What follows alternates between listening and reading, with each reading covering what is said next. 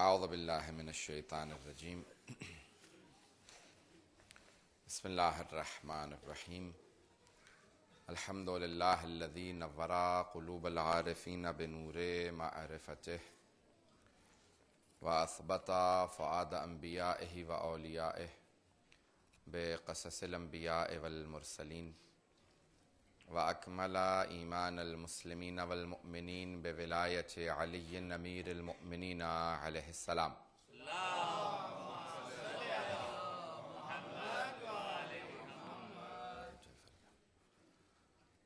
والصلاة والسلام والتحية والإكرام على أفضل الموجودات العبد المؤيد والرسول المسدد المصطفى الأمجد المحمود الأحمد أعني بالقاسم محمد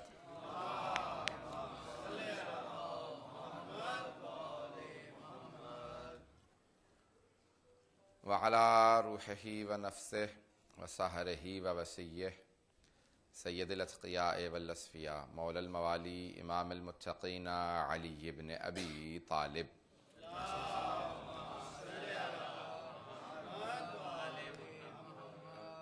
وعلى أوصيائه لا سيما بقية الله في الأرضين روحي وأرواح العالمين لتراب مقدمه الفدا واللعنة الدائمة على أعدائهم أجمعين من الآن إلى قيام يوم الدين أما بعد فقد قال الله الحكيم في كتابه الكريم بسم الله الرحمن الرحيم إذا جاء نصر الله والفتح ورأيت الناس يدخلون في دين الله أفواجا فسبح بحمد ربك واستغفره إنه كان توابا صدق الله العلي العظيم.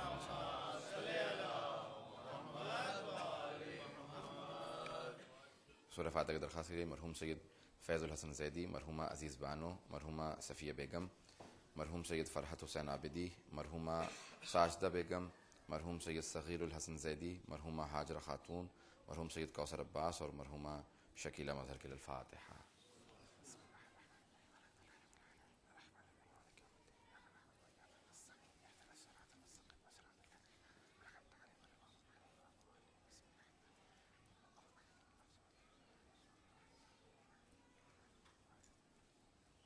محمد وآل محمد صلوات اللہم صلی علی محمد وآل محمد. ایک سورہ فاتحہ تمام شہداء اسلام کے لیے، شہداء کربلا کی اور تمام شہداء ملت جعفریہ کے لیے. الفاتحہ.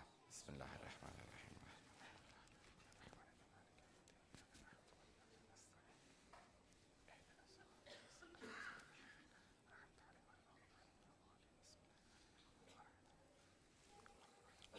صلاۃ محمد وآل محمد.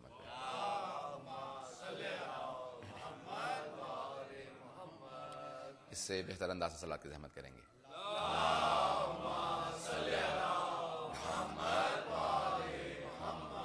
وعجل فرجہم. اس سلسلہ مجالس کی آخری مجلس ہے. 4 آیات ہیں سورہ فتح کی. پہلی آیت بسم اللہ سے متعلق ہم نے جمعرات کو آپ کے سامنے مطالب پیش کیے تھے، اور آج اس سلسلے کی آخری مجلس ہے. سورہ نصر، سورہ نمبر 109، اور ترتیب کے لحاظ سے بھی اواخر سوروں میں سے ہے.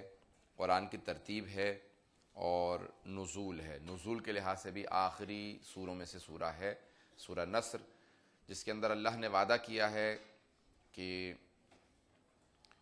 اسلام کو قبول کرنے والوں کی تعداد بہت زیادہ ہوگی. اللہ نے رسول خدا کو بشارت بھی دی ہے، اور قرآن کے اعجاز کئی معنوں میں ہیں. ہم نے کل پیش کیا تھا کہ ایک اس کا اعجاز یہ، بلکہ جو اصل اعجاز ہے وہ اس کی بلاغت و فصاحت ہے، لیکن اس کے علاوہ کئی زاویوں سے قرآن معجزہ ہے، کئی پہلوؤں سے معجزہ ہے. جو غیب کی خبریں دی ہیں، فصاحت و بلاغت وہی ہے. اس لیے کئی مرتبہ حروف مقطعات استعمال کی ہیں کہ دیکھو یہ وہی حروف ہیں جو تمام کے تمام عرب استعمال کرتے ہیں. اللہ ان سے مخاطب ہے کہ دیکھو تم لوگوں نے بھی یہی حروف استعمال کیے ہیں، میں نے بھی یہی حروف استعمال کیے ہیں، اور 27 حروف سے تم جو کلام بناتے ہو وہ تمہارے پاس ہے. جو کلام میں نے نازل کیا ہے وہ قرآن ہے. تو انہی حروف سے اللہ نے ایک مکمل اعجاز معجزہ نازل کر دیا اور کہا کہ سب کے لیے حاضر ہے، اور اس کتاب جیسی کو کتاب نہیں بنا سکتا. اللہ کا وعدہ ہے کہ اسلام کو تمام کے تمام ادیان پہ غلبہ حاصل ہو جائے گا. رسول خدا کو هو الذی ارسل رسولہ بالہدی ودین الحق لیظہرہ علی الدین کلہ. اس اللہ نے کہا کہ وہ اللہ وہ ہے کہ جس نے اپنے رسول کو، اپنے نبی کو بھیجا ہے تاکہ تمام کے تمام ادیان پہ اسلام کا غلبہ ہو جائے. ابھی تک غلبہ نہیں ہوا، اس کا مطلب ہے وہ تمام کی تمام آیات جو ابھی تک زندہ تعبیر ہیں وہ 12ویں امام پہ تعبیر، وہ 12ویں امام کے وجود پہ دلالت کرتی ہیں. تفسیر وہاں پوری ہوگی جب ان کو غلبہ حاصل ہوگا تو وہ پیغمبر کو غلبہ ہے. تو رسول خدا کی آل کی کامیابی ان کی کامیابی ہے، اسی لیے رسول خدا نے کہا انہم منی وانا منہم، یہ مجھ سے ہیں میں ان سے ہوں. دیکھیں یہ تو سب کو سمجھ میں آتا ہے کہ بیٹی باپ سے ہوتی ہے، نواسا نانا سے ہوتا ہے. لیکن یہ تو سب سمجھ سکتے ہیں ہمیشہ نواسا نانا ہی سے ہوا کرتا ہے. یہ رسول خدا کا کہنا کہ حسین و منی سب کے لیے کہا ہے نا، انہم منی، بلکہ سب کا الگ الگ نام لے کے کہا ہے. تو اور خصوصاً سید الشہداء کے لیے کہا کہ حسین و منی وانا من حسین، حسین مجھ سے میں حسین سے ہوں. یہ سب کو سمجھ میں آتا ہے کہ رسول خدا کی طرف سے ہیں سید الشہداء، لیکن یہ کہ رسول خدا امام حسین سے ہیں، یہ بہت بڑی باریکی ہے جو پیغمبر اسلام نے فرمائی ہے کہ الحسین منی وانا من الحسین. یعنی پیغمبر اسلام کیا فرما رہے ہیں کہ نانا نواسے سے ہوتا ہے، نواسا تو نانا سے ہے، سب کو سمجھ میں آتا ہے کہ ہر نواسا نانا سے ہے، لیکن نانا نواسے سے. کبھی آپ نے تصور کیا، کہیں سوچا اس بات پہ کہ یہاں پیغمبر کس بات پہ اشارہ کر رہے ہیں؟ پیغمبر سمجھانا یہ چاہتے ہیں کہ میری حقیقت میں نہیں ہوں بلکہ میرا مقصد ہے، اور میں اپنے مقصد کے ذریعے زندہ ہوں. توجہ چاہوں گا، اسلام کے ذریعے زندہ ہوں، نبوت کے ذریعے زندہ ہوں، رسالت کے ذریعے زندہ ہوں. ذات نہیں ہے، جو کچھ ہے میری رسالت ہے. اور اللہ نے بھی ذات کی نفی کی ہے، کہا کہ یہ مت سمجھنا کہ ان کی ذاتی حیثیت الگ ہے، نبوت الگ ہے.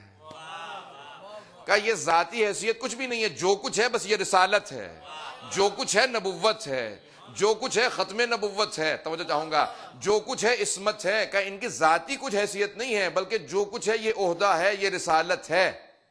اب یہاں پہ ایک جملہ ذہن میں آیا، اس کے پیش کرتا چلوں، بات کو آگے بڑھاؤں گا. اب اگر رسول خدا کسی بیٹی کی تعظیم میں کھڑے ہوں تو یہ باپ کھڑا نہیں ہو رہا ہے،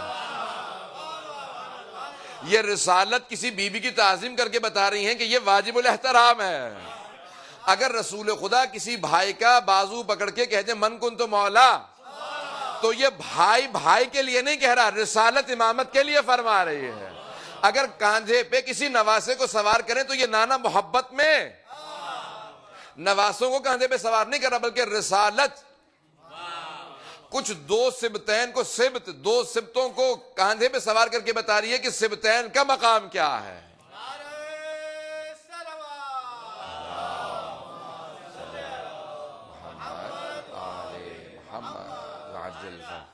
تو پیغمبر اسلام نے اشارہ کر دیا کہ دیکھو حقیقت جو ہے وہ رسالت ہے، اور میں رسالت کے ذریعے سے باقی رہوں گا. اب دیکھیں یہ سب کو سمجھ میں آ رہا ہے کہ نواسا نانا سے ہے. سید الشہداء کے لیے پیغمبر یہ فرمانا چاہ رہے ہیں کہ دیکھو کربلا سے پہلے حسین مجھ سے ہے، کربلا کے بعد میں حسین سے ہوں. پورا نظام ہے کہ سید الشہداء کے لیے پیغمبر تعارف فرما رہے ہیں، کہا کہ میں حسین سے ہوں. بہت بڑا جملہ ہے، کیونکہ ہم اتنا عام طور سے سننے لگے ہیں، کبھی غور نہیں کرتے کتنا عظیم جملہ ہے، کتنا بلند ہے، اس میں کتنی گہرائی ہے. پیغمبر اسلام خاتم المرسلین فرما رہے ہیں سید الشہداء کے لیے کہ میں حسین سے ہوں. دیکھیں یہ سب کو سمجھ میں آ سکتا ہے کہ اسلام جو ہے وہ رسول خدا نے ایک ایسا دین متعارف کروایا کہ جس کے اندر پاکیزگی ہے. کہا کہ دیکھو الاسلام ہوا محمدی الحدوث و حسینی البقاء. اسلام رسول خدا کے ذریعے سے وجود میں آیا ہے لیکن حسین کے ذریعے سے باقی ہے. اور اسلام کی بقا کیونکہ حسین ابن علی کی وجہ سے ہے، اس لیے رسول خدا کی بقا حسین کی وجہ سے ہے. اب سید الشہداء نے کیا دیکھا؟ انہوں نے دیکھا کہ دنیا فانی ہے، ہر چیز فنا ہونے والی ہے، بقا صرف خدا کی ذات کو ہے، تو کیوں نہ میں فنا فی اللہ ہو جاؤں. ترجمے کی ضرورت مجھے پڑے گی. کہ کیوں نہ میں اللہ میں فنا ہو جاؤں، جب تک خدا باقی رہے گا تب تک حسینیت باقی رہے گی. اور خدا کو فنا ہے نہیں، اس لیے حسینیت کو بھی فنا نہیں ہے.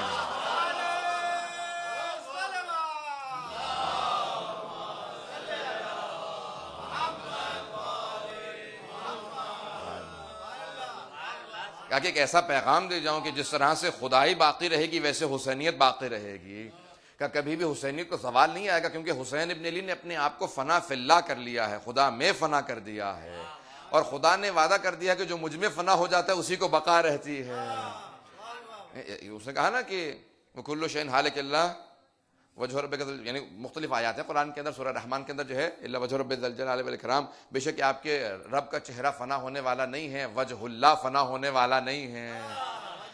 تو کہا کہ وجہ اللہ کا یاد رکھو ہر چیز فنا ہو جائے گی، بقا صرف اللہ کو ہے، اللہ کے چہرے کو ہے. تو اب جو اللہ میں فنا ہے اسی کو بقا ہے، اسی لیے حسینیت کو بقا ہے.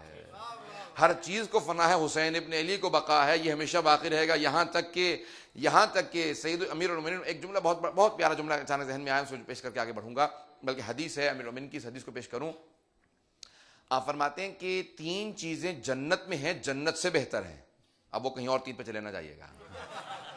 کہا 3 چیزیں جنت میں ہیں لیکن جنت سے بہتر ہیں. اب مولا کا فرمان ہے تو بہت گہرائی ہے. ہر فرمان کو سونے کے پانی سے لکھیں تاکہ آپ کو اس کی ارزش معلوم. فرماتے ہیں 3 چیزیں بہشت میں ہیں، جنت میں ہیں لیکن جنت سے بہتر ہیں، بھی جنت میں لیکن جنت سے بہتر ہیں. کہا پہلی چیز رضایت الہی، اللہ کے رضا، the pleasure of God. کہا کہ اللہ کی رضا جنت میں ہے لیکن جنت سے بہتر ہے. دنیا میں جتنی مرضی نیکی کر لو لیکن یہ معلوم نہیں ہے کہ آپ رضی اللہ عنہ بنے یا نہیں ہے. ہماری بات واضح ہو رہی ہے نہیں ہے؟ سوائے ان کے کہ جو نمائندگان الہی ہیں، انبیاء کی، اولیاء کی، اوصیاء کی، ائمہ علیہم السلام کے، کسی کو جتنی مرضی نیکی کر لے کوئی ضمانت نہیں ہے الا یہ کہ وہی ضمانت دے دیں.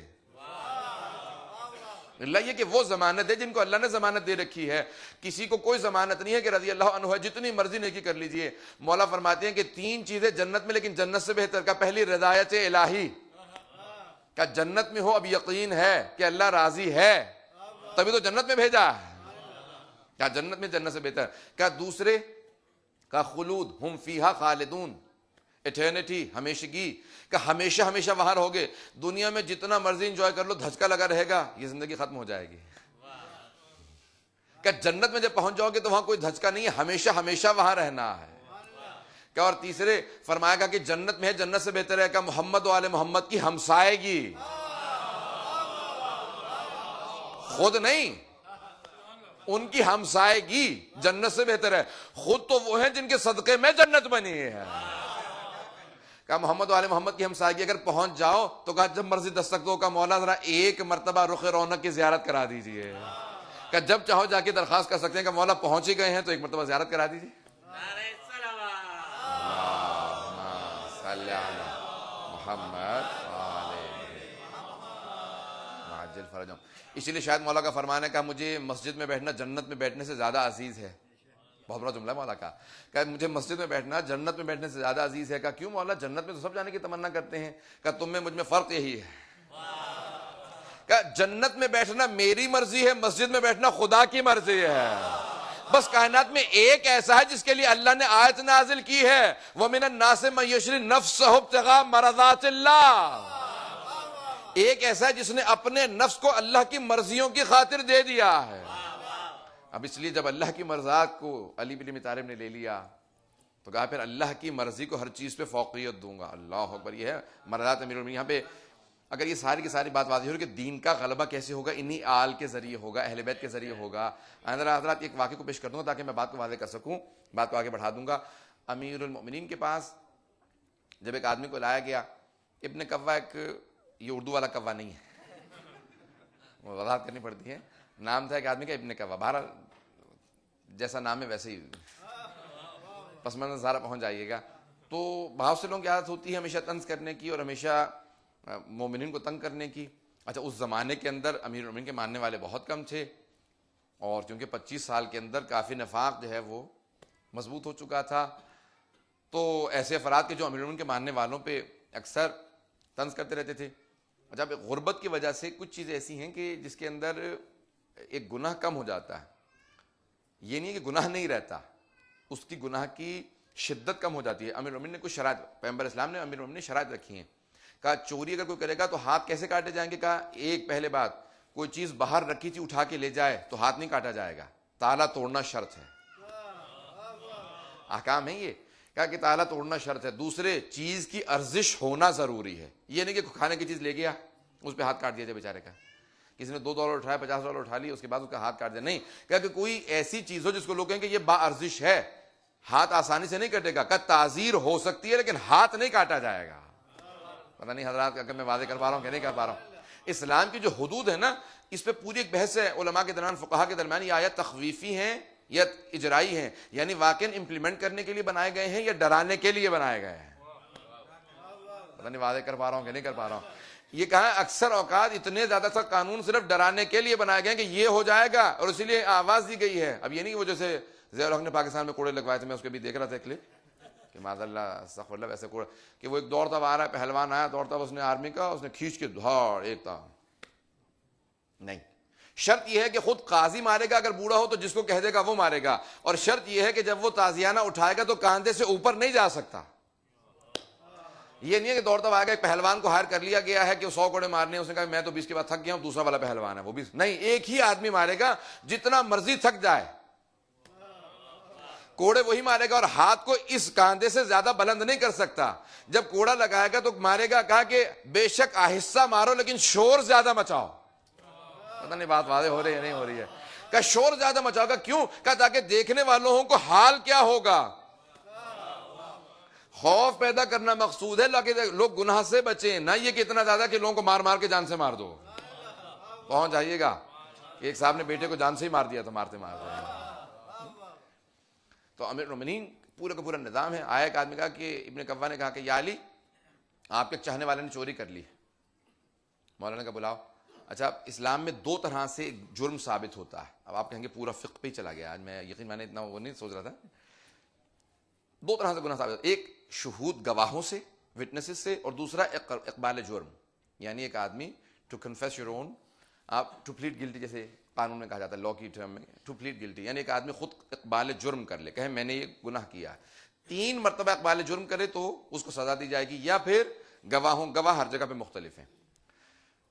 زیادہ سے زیادہ 4 گواہ مانگے گئے ہیں. سارے مجمع کی توجہ ہے اب تک میرے ساتھ؟ اب چوری کے لیے 2 گواہوں کی ضرورت ہے. امیر المومنین کے سامنے لایا گیا. ابن کوا نے شکایت کر دی. مولا کے سامنے کو بہت ہی چاہنے والا تھا. اب اتنا کوئی ایسا ہوگا کہ مولا بھی اسے چاہتے تھے. کیا تو نے چوری کی ہے؟ دلال سے پوچھا. امیر المومنین نے کہا کہ مولا آپ سے جھوٹ نہیں بولوں گا. کہاں چوری کی ہے؟ کہا جانتا چوری کی سزا کیا ہے؟ کہاں مولا؟ کہا پھر فوراً ہاتھ کو نے کہا. مولا نے ذوالفقار نکالی اور ایک مرتبہ جب تلوار چلی، ہمارے ہاں 4 انگلیاں کاٹ دی جاتی ہیں، تلوار چلی اور ایک مرتبہ 4 انگلیاں کاٹ دیں. وہ اٹھا، انگلیاں ہاتھ میں پکڑی ہوئی، باہر چلا گیا. اٹھ کے باہر گیا تو ابن کوا نے پھر جا کے اس کو تنگ کیا. کہا اور علی کو مان. پتہ نہیں توجہ ہے نہیں ہے. ادھر مولا کو بھڑکایا کہ اس کو سزا ملے، ادھر جا کے اس کو کہا اور علی کو مان. دیکھا تیرے اپنے ہی امام نے، تیرے مولا نے تیرا ہاتھ کاٹ دیا. اب اس کو ایک تو یہ تھا کہ چوری کی، مولا کے سامنے شرمندہ ہوا، دوسرا ابن کوا کا سامنا ہوا. تو اب آنکھوں میں آنسو بھی تھے کہ مولا کے سامنے شرمندگی تھی. اور ایک مرتبہ اس نے قصیدہ شروع کیا. کہا ہاں میں ایسے امام کو مانتا ہوں کہ جو جب عدالت کے اندر دیکھتا ہے تو پھر دوست دشمن میں فرق نہیں کرتا. جب اس نے قصیدہ پڑھنا شروع کیا تو ایک مرتبہ ابن کوا واپس دوڑا. کہا یا علی، جس کا آپ نے ہاتھ کاٹا وہ آپ کا قصیدہ پڑھ رہا. کہا واپس بلاؤ. جیسے وہ واپس آیا، کیا بات ہے؟ کہا نہیں مولا، مجھے شرمندگی آپ سے، لیکن قصیدہ بھی میں آپ ہی کا پڑھ رہا ہوں. مولا نے کہا انگلیاں واپس لے کے، انگلیوں کو رکھا، ہاتھ رکھا تو دوبارہ انگلیاں جڑ چکی تھی. تو ابن کوا نے دوبارہ کہا یا علی، انگلیاں کاٹی کیوں تھی اگر جوڑنی تھی؟ کہ وہ میری عدالت کا تقاضا تھا، یہ میری محبت کا تقاضا.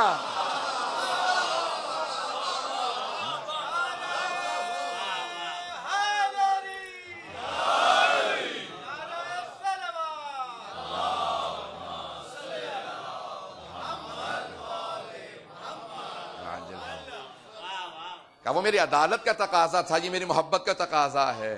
عدالت علوی بہت بلند ہے، کوئی اس کے مقابلے میں کھڑا نہیں ہو سکتا. اسی لیے بہت بڑے ایک عیسائی رائٹر نے لکھا تھا، قتل لشدت عدالت ہی. لبنان کے بہت بڑے رائٹر نے جو کتاب لکھی ہے الصوت العدالت الانسانیہ، انگریزی میں بہت ہی ایبریج ٹرانسلیشن ہے، وہ پھر بھی 600 صفحوں پہ بنا ہے. خلاصہ ہے 5 جلدوں کا جو اس نے امیر المومنین پہ لکھی ہیں، عیسائی نے لبنان کے. عربی میں، انگلش میں the voice of human justice. اس نے کہا کہ عدالت انسانی کا نام علی ہے. عدالت انسانی کا نام علی ہے. پتہ نہیں توجہ ہے یا نہیں ہے.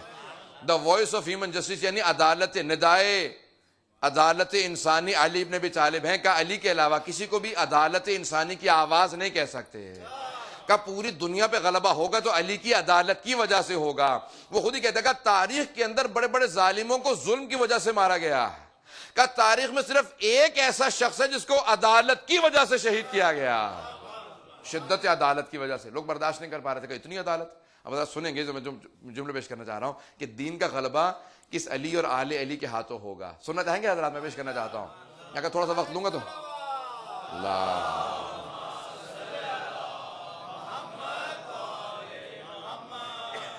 کون سا اسلام ہے جس کا غلبہ ہوگا؟ وہ جو خلفاء نے رائج کیا تھا, بنو امیہ بنو عباس نے رائج کیا تھا, یا وہ جو پیغمبر اسلام اور آل امیر المومنین خود نے, انہوں نے اور ان کے بیٹوں نے؟ حضرات کیا عدالت ہے امیر المومنین کی. اب جب آپ کے پاس لوگ آ رہے ہیں کہا کہ یا علی, جناب ابن عباس, بڑا مشہور معروف خطبہ ہے امیر المومنین کا, اور جملہ بھی بڑا مشہور معروف ہے یہ کہ جناب عبداللہ ابن عباس نے کہا مولا آپ یہاں بیٹھے جوتے کو گانٹ رہے ہیں جبکہ سارے کے سارے لوگ مسجد نبوی میں جمع, پورا مدینہ جمع ہو گیا آپ کی بیعت کے لیے. کہا یہ ابن عباس, عباس کے بیٹے, امیر المومنین کے چچا ہے نا حضرت عباس, ان کا اس لیے فوراً ان کے نام سے نہیں بلایا, والد کے نام سے نسبت دی. کہا یہ ابن عباس ہے, عباس کے بیٹے بتاؤ میرے اس جوتے کی قیمت کیا ہوگی؟ کہا مولا آپ کا اس لیے کچھ نہیں کہتا, لیکن اگر بازار میں لایا جائے تو 1 درہم کا بھی نہیں بکنے کا ہے. درہم چھوٹے, دینار بڑا, سونے کے سکے کو دینار, درہم چاندی کا سکہ. کہا 1 درہم کا بھی نہیں بکے گا, کیونکہ اس میں کوئی جگہ باقی نہیں کہ جہاں پہ آپ نے اس کو مرمت نہ کیا ہوگا. پورا کا پورا جوتا جگہ جگہ سے مرمت ہوا ہوا ہے. کہ یا ابن عباس, مجھ علی کی نگاہوں میں, میری نہیں, میرے سارے معصوم بیٹوں کی نگاہوں میں, کہ انہی کے نہیں, میرے ساری اولاد کی نگاہوں میں, پھر فرماتے میرے سارے شیعوں کی نگاہوں میں. بہت بڑا جملہ ہے کہ میرے سارے شیعوں کی نگاہوں میں یہ جو تو حکومت مجھے آفر کر رہا ہے, خلافت, کہ میری نگاہوں میں, میرے سارے شیعوں کی نگاہوں میں اس جوتے کی ارزش زیادہ ہے جو تو مجھے پیش کر رہا ہے. بہت بڑا جملہ مولا کا. کہ اس دنیا کوئی ارزش نہیں, میرے اس جوتے کی قیمت میری نگاہوں میں زیادہ ہے, دنیا کی ارزش نہیں ہے. کہ مجھے کچھ نہیں چاہیے, میں تو 3 طلاقیں دے چکا ہوں دنیا کو, 3 ہی طلاقیں دی ہیں مولا نے. کہا ولا رجوع بعدہا, اس کے بعد کوئی رجوع نہیں ہو سکتا. مولا نے کہا اس کے بعد کوئی رجوع نہیں ہے, 3 طلاقوں کے بعد رجوع نہیں ہو سکتا ہے, حرام معبد ہو جاتے ہیں. کہا ابدی حرام ہو چکے ہیں, اب کوئی ہمارا رجوع نہیں ہے. جملے سنیے گا مولا کے, کہا اب کوئی رجوع نہیں ہو سکتا. کہا میں نے 3 طلاق اس دنیا کو دے دی ہیں. اس ہمارے کو ساتھ کہا کرتے تھے کہ اس دنیا کو ہمارے مولا نے طلاق دے دی ہے, اس لیے اب اس سے شادی نہ کرنا. یہ نہیں کہ شادی نہ کرنا, دنیا سے شادی نہ کرنا. اگر شادی قابل ہوتی تھی پھر مولا طلاق ہی نہ دیتے. کہ اس دنیا کو مولا نے طلاق دے دی ہے, اس سے شادی مت کرنا. اور کہا کہ اگر کرو بھی تو بہت ہی قلیل مدت کے لیے پھر طلاق دے کے آ جانا. دنیا دار بنو بھی تو قلیل مدت کے لیے, طویل مدت کے لیے نہیں. حضرات مولا نے کہا کہ میں نے اسے 3 طلاقیں دے دی ہیں, کبھی رجوع نہیں ہو سکتا دنیا سے. آنے کے بعد پہلا خطبہ دیا جس کے میں الفاظ پیش کرنا چاہ رہا ہوں. آنے کے بعد سارا مدینہ جمع ہے, یہاں تک کہ مولا کے پاؤں کے, یعنی جو الفاظ ہیں, کہا کہ پاؤں کے انگوٹھوں پہ لوگوں کے پاؤں آ رہے تھے, اتنے قریب سے ہر آدمی کہتا تھا مولا میری بیعت قبول کر لیجئے. جملے تاریخ کے یہ ہیں کہ جب امیر المومنین نے کہا کہ ٹھیک ہے میں بیعت لیتا ہوں, چند افراد کے, ان میں سے 2 افراد کا, یعنی اسامہ وہاں سے لے کے یہاں تک, اور اسامہ بن زید اور عبداللہ ابن عمر, انہوں نے بیعت نہیں کی. جناب مالک نے کہا مولا اگر آپ حکم دیں ان کو باہر لے جا کے قتل کر دیتا ہوں. آپ نے کہا نہیں, اب اگر یہ بیعت کریں بھی تو میں ان کی بیعت نہیں لوں گا. مولا اپنے ممبر پہ آئے, دیکھیں وہی ممبر جو رسول خدا کا ممبر تھا, اور 3 وہاں پہ خلافت گزر چکی تھی, ان تینوں کا یہ عالم تھا. وہ پہلے آئے, اپنے آپ کو دیکھا, پھر ممبر کو دیکھا, اور تینوں نے ایک ہی جملہ دہرایا. میں نہیں کہہ رہا ہوں, تاریخ نے لکھا ہے, سب شیعہ سنی کہتے ہیں, ان تینوں نے خود پہلے اپنے آپ کو دیکھا, پھر ممبر رسول کو دیکھا, کہ میں اس کے قابل نہیں ہوں. اور آنے کے بعد جہاں رسول خدا بیٹھتے تھے اور ان کے قدم مبارک آتے تھے, اس لیے ہمارے ہاں پہلے پائیدان کو چھوڑ دیا جاتا ہے, جہاں قدم مبارک آتے تھے پہلا وہاں بیٹھا, دوسرا نہ جہاں پہلے کے پاؤں آتے, تیسرا وہاں جہاں دوسرے کے پاؤں آتے تھے. اب سب نے اقرار کر دیا, اب سب پریشان تھے, اب علی کی باری ہے, جگہ باقی نہیں ہے. رسول خدا کے ممبر کے 3 پائیدان تھے, کہا کہ تینوں گزر چکے ہیں, کیا ہوگا؟ میرے مولا آئے, آ کے ممبر کو دیکھا, پھر اپنے آپ کو دیکھا, کہا اے ممبر آج تجھے تیرا حق مل رہا ہے. یہ نہیں کہ آج مجھے میرا, کہا ممبر آج تجھے تیرا حق مل رہا ہے. آنے کے بعد وہاں قدم رکھے جہاں تیسری خلافت, پھر دوسری خلافت, پھر پہلی خلافت, وہاں پہ بیٹھے جہاں پیغمبر بیٹھتے تھے. ایک مرتبہ سارے مجمع نے کہا علی ویسے لگ رہے جیسے پیغمبر لگتے تھے. صحابہ کا مجمع تھا, پیغمبر اسلام کی جگہ پہ بیٹھنے کے بعد ایک مرتبہ آواز دی, کہا کہ سب سے پہلے کہا کہ سلونی سلونی, قبل ان تقتلون، سب کچھ فرمایا، اور اس کے بعد آپ نے خطبہ دینا شروع کیا، کہا ایھا الناس، لوگو یاد رکھو میں عدل و انصاف کی حکومت قائم کروں گا، اور جو کچھ بیت المال سے غصبی طور سے لیا گیا میں واپس لوں گا۔ کہ اگر تمہارے باپ نے تمہاری ماں کے حق مہر میں بھی دے دیا ہے بیت المال کا پیسہ تو میں واپس لوں گا۔ اب یہ کوئی برداشت کر سکتا تھا؟ لوگ باہر نکلے، کہا یہ واقعاً ہوگا یا سیاسی تقریر ہے؟ کچھ لوگوں نے کہا سیاسی تقریر ایسی ہوتی ہیں، یہ سیاسی تقریر ہے، انشاءاللہ ایسا ہوگا نہیں۔ سب ایک دوسرے کو دلاسے دینے لگے، کہا کہ ایسا ہوگا نہیں۔ لیکن جیسے ہی مولا نے عمل درآمد شروع کیا سب پریشان ہونے لگے، کہا نہیں سب شروع ہو گیا۔ مولا نے کہا تھا، کہا کہ خبردار، کہا میں نے عدل و انصاف کی حکومت قائم کرنی ہے۔ پھر ایک جملہ کہا تم میرے دامن پہ اتنا سا دھبا نہیں دکھا سکتے بے انصافی کا کہ جب ایک چیونٹی ایک گندم کے دانے کو اٹھاتی ہے، جب گندم کا دانہ اٹھاتی ہے، کیا گندم کھا لے اور چھلکا پھینکنے لگے، اس سے پہلے کہ چیونٹی اس چھلکے کو پھینکے علی اس کے منہ سے چھلکا نہیں نکالتا۔ بہت بڑا جملہ مولا کا۔ اب لوگ بہت زیادہ پریشان تھے کہ کیا ہوگا کیا۔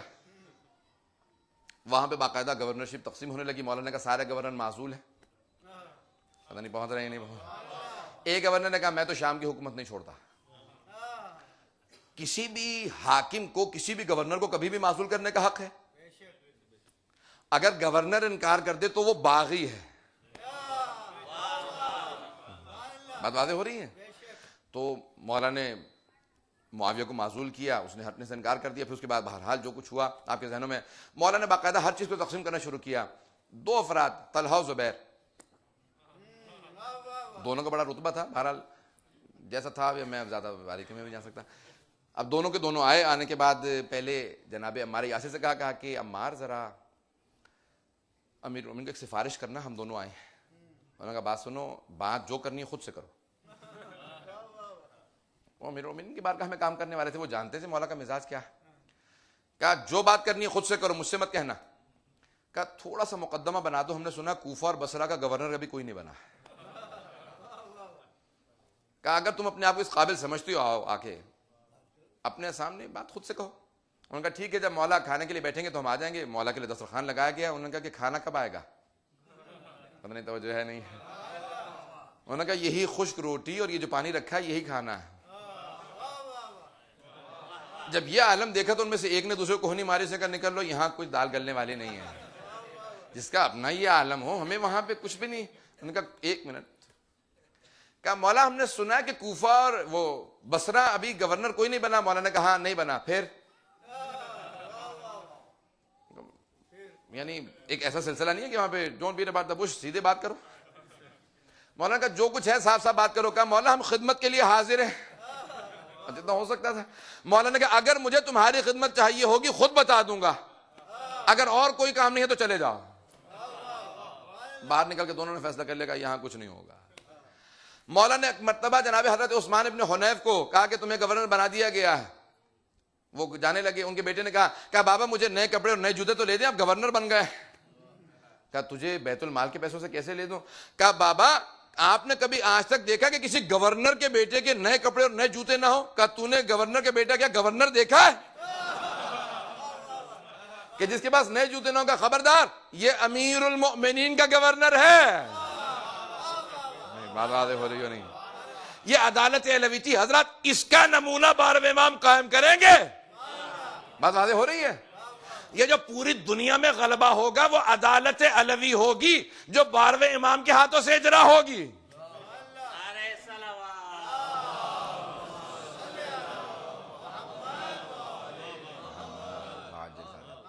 بات واضح ہو رہی سب لوگوں کے لیے؟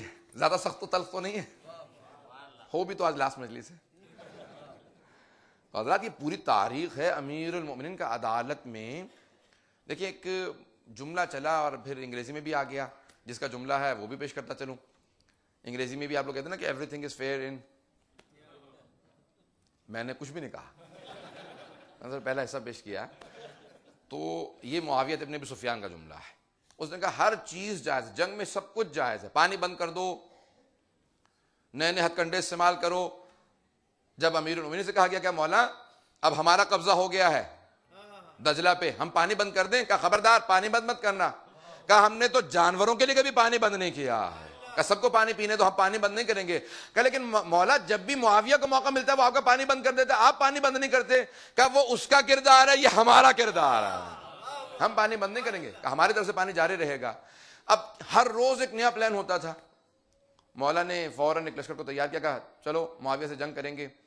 جناب عمار یاسر بہت ضعیف العمر تھے, 90 برس سے زیادہ کے تھے. جملہ پیش کر رہا ہوں. جناب عمار کو کہا کہ عمار آپ اسی جنگ میں شہید ہوں گے. تو جناب ختمی مرتبت نے کہا تھا کہ ایمان کے 10 درجے ہیں, نیچے سے شروع ہوتے ہوئے سب سے آخری درجہ جناب سلمان کا 10 کے 10 درجے ہیں. 10 میں سے 9 درجے جناب بزرگ کے پاس, 8 جناب مقداد, 7 جناب عمار.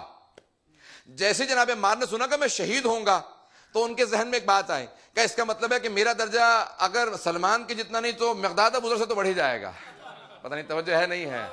جیسی سوچا میرے مولا نے کہا اے عمار, جب رسول خدا نے کہا تھا نا 7واں درجہ, تو شہادت کو حساب کر کے کہا تھا. کہ مولا میں نے تو کچھ کہا ہی نہیں. کہ کہنے کی ضرورت کیا, تو نے سوچا میں نے بتا دیا. کہ عمار تصحیح کر لو, پیغمبر بتا کے گئے تھے شہادت سمیت. یہ مت سوچنا شہادت ملے گی میرا درجہ بڑھ جائے گا, کہ پیغمبر نے سارا حساب کیا ہوا تھا. یہ جناب امیر المومنین ہیں. اب جناب عمار 93-94 برس کے تھے, گئے 11 افراد کو قتل کیا, کہا کہ مولا بس آپ کے رقاب میں شہادت نصیب ہو جائے, اس سے بڑی بات کیا ہوگی, اور ان کو شہید کر دیا. معاویہ کے سارے لشکر نے ہتھیار ڈال دیا. کہا کیا بات ہے کہ یہ جنگ رک گئی ہے, خود تو لڑتا نہیں تھا, پتہ نہیں ہے نہیں. کہا تلواروں کی آواز نہیں آ رہی, جنگ رک گئی ہے. کہا ہاں لوگوں نے ہتھیار ڈال دیے. کہا کیوں, کیا ہوا؟ کہا بھئی ہماری فوج نے عمار کو شہید کر دیا.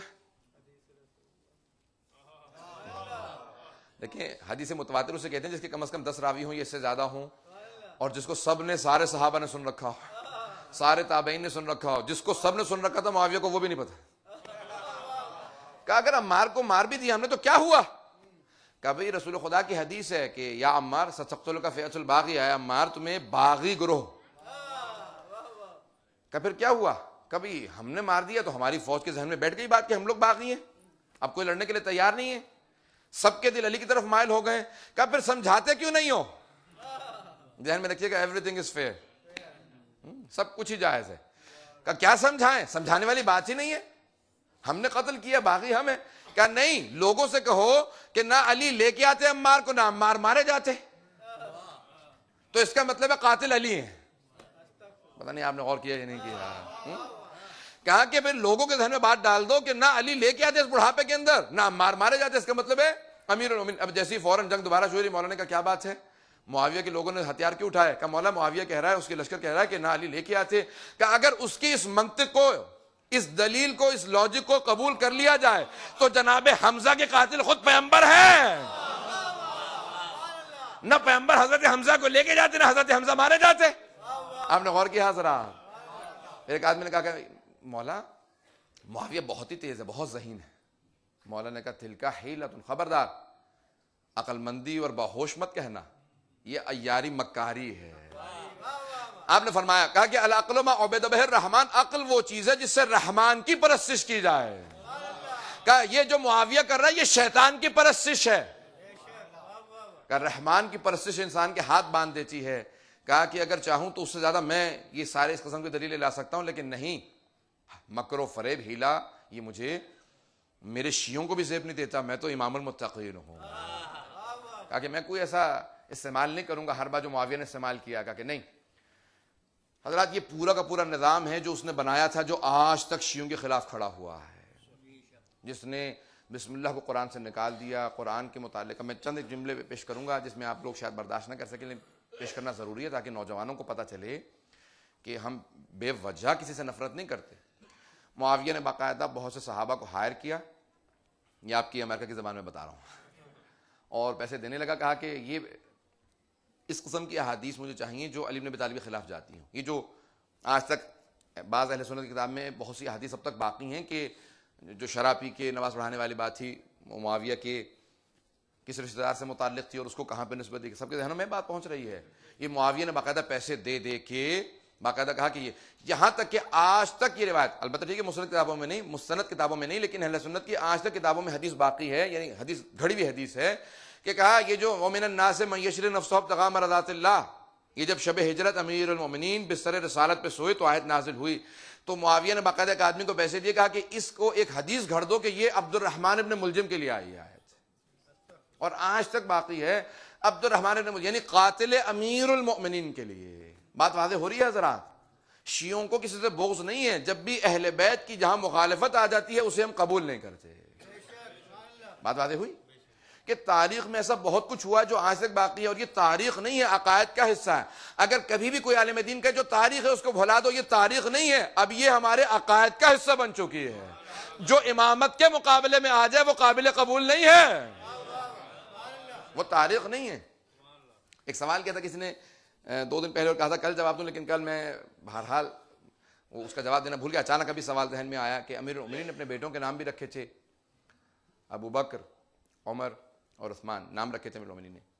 کہا آیا یہ دوسروں قبول کرنے کے مترادف نہیں ہے؟ کیونکہ نام مجھے تصریحاً اس لیے کیونکہ مولا کے بیٹوں کے نام ہے، اس لیے تصریحاً مجھے پیش کرنا پڑ رہا ہے اس بات کو، تاکہ کبھی ذہن میں شبہہ نہ آئے۔ پہلی بات، یہ مولا امیر المومنین نے اپنے بیٹوں کے نام کیوں رکھے؟ میں اس پہ 2 دلیلیں پیش کرنا، سب سننا چاہیں گا میں پیش کروں گا اس کا جواب۔ اللہم صلی علی محمد وعلی محمد۔ البتہ وہ صاحب جنہوں نے سوال کیا تھا وہ نظر نہیں آ رہے ہیں، انشاءاللہ تعالیٰ وہ سن رہے ہوں گے، نہیں تو ان کو بتا دیا جائے گا۔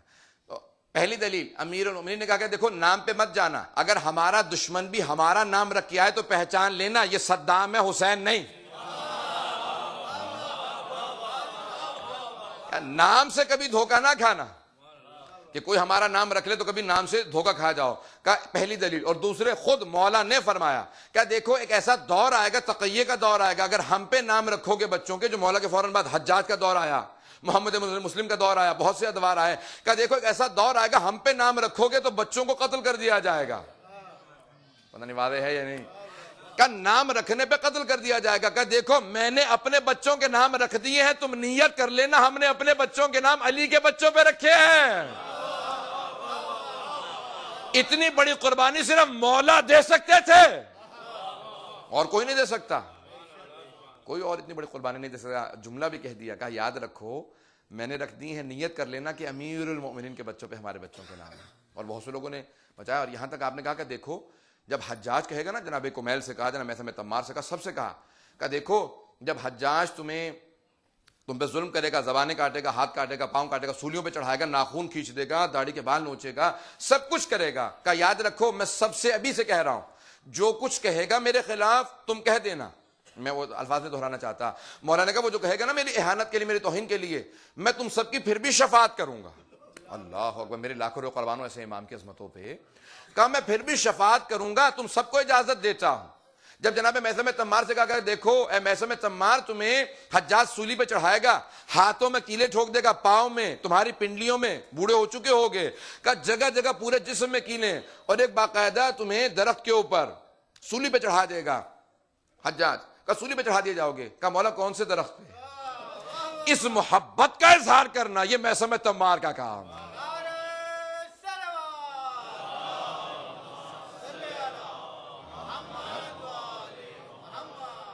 میں دیکھیں واقعہ سنانے کی موڈ میں نہیں تھا، میں واقعہ سناؤں گا، میں مکمل کروں گا اس بات کو۔ حضرت میثم تمار سے کہا کہ دیکھو، اور سب کو بتانے لگے، امیر المومنین نے کہا حبیب تمہیں حسین کے ساتھ شہید کیا جائے گا، اے رشید حجری تمہیں شام کے اندر لے جایا جائے گا، تمہارے سارے بیٹوں کو، بھائیوں کو لے جایا جائے گا، 4 بیٹے، 4 بھائی تھے، سارے بیٹے تھے، دونوں بیٹے، سب کو لے جایا گیا۔ کہا کہ دیکھو تمہیں معاویہ کہے گا کہ امیر المومنین کی اہانت کرو، چوتھے امام کی حدیث ہے جو شام میں زیارت پہ جائے رشید حجری کی زیارت نہ کرے اس کی زیارت قبول نہیں ہے۔